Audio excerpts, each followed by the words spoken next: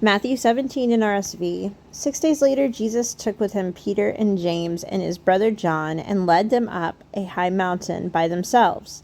And he was transfigured before them, and his face shone like the sun, and his clothes became dazzling white.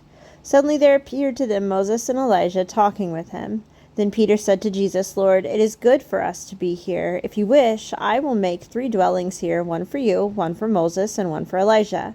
While he was still speaking, suddenly a bright cloud overshadowed them, and from the cloud a voice said, "This is my Son, the Beloved. With him I am well pleased. Listen to him." When the disciples heard this, they fell to the ground and were overcome by fear.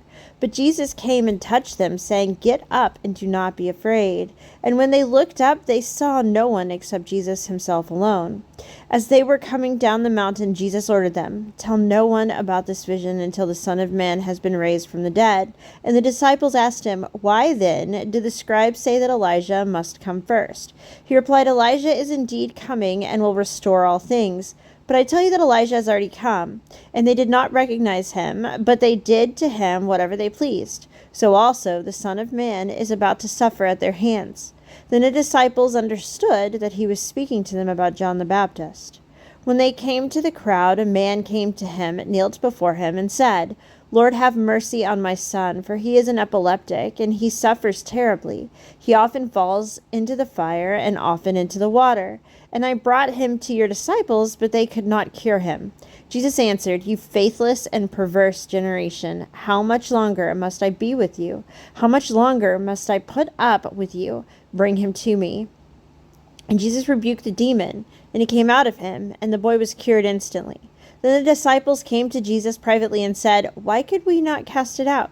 He said to them, "Because of your little faith. For truly I tell you, if you have faith the size of a mustard seed, you will say to this mountain, 'Move from here to there,' and it will move, and nothing will be impossible for you."